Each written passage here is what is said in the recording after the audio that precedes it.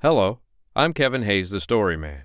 Welcome to the Nightly Bedtime Story Podcast, where you can hear a bedtime story every night. Tonight's bedtime story is The Great White Bear, written by Maud Lindsay. I hope you like it. The Great White Bear, written by Maud Lindsay. Once upon a time, the tailor of Ray and the tinker of Ray went to the king's fair together, and when they had seen all the sights that were there, they started home together, well pleased with their day's outing. The sun was going down when they left the fair, and when they came to the enchanted wood through which they had to pass, the moon was rising over the hill, and a fine full moon it was, so bright that the night was almost as light as day. "There are some people who would not venture in this wood at night, even when the moon is shining," said the tinker. "But as for me, I do not know what fear is." "Nor do I," said the tailor. "I would that everyone had as stout a heart as mine."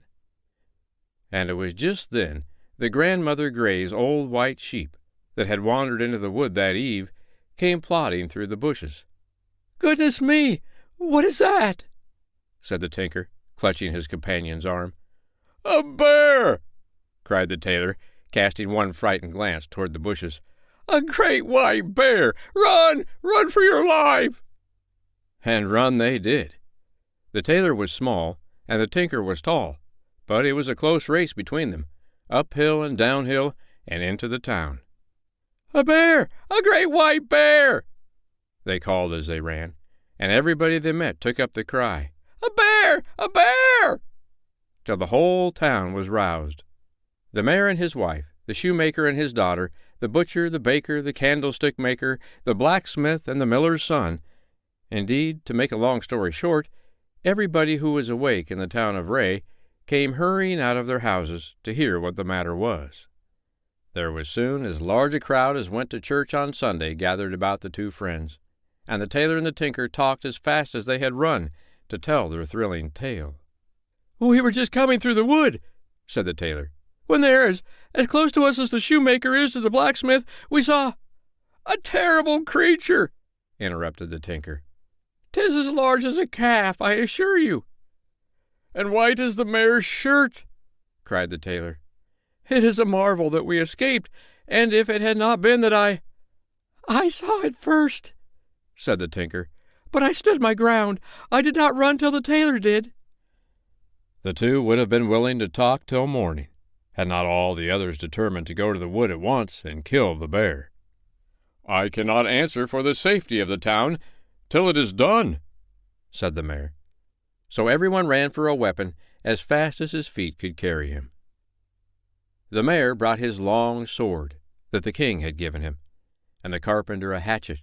The blacksmith took his hammer, and the miller's son took a gun, and the rest of the men whatever they could put their hands on.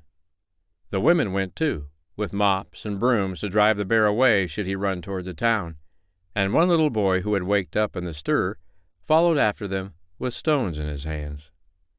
They very soon came to the wood, and then the question was, who should go first? Let the tinker and the tailor lead the way," said the mayor, "and we will come close after." "Oh, no, if you please, your honor," said the tinker and the tailor, speaking at the very same time. "That will never do. We cannot think of going before you." "I will go first if the mayor will lend me his sword," said the shoemaker. Aye, let the shoemaker go," cried some. No, 'tis the mayor's place. The king gave the sword to him," said others. I could kill the bear while you were all talking about it," said the miller's son. Everyone had something to say, but at last it was all settled, and the miller's son, with the mayor's sword by his side and his own gun in his hand, was just slipping into the wood when out walked the old white sheep. "Bah! Bah!" she cried, as if to ask, "Pray tell me what the stir's about. Bah! Bah!" "A sheep! A sheep! A great white sheep!" cried the miller's son.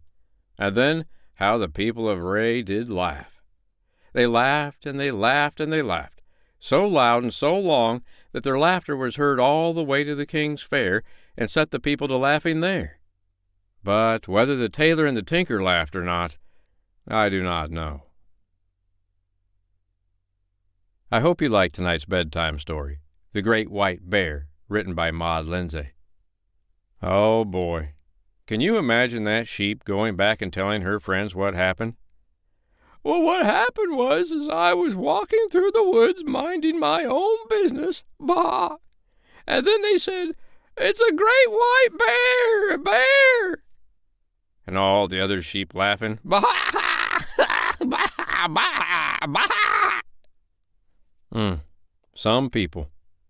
We wouldn't have been scared of a sheep in the woods, would we? Of course, it was nighttime, and it was a full moon, kind of dark and creepy. Oh, well, I'm sure we would have been fine. I'm Kevin Hayes, the Story Man. I'll be here tomorrow night to read you another bedtime story. But for tonight, good night.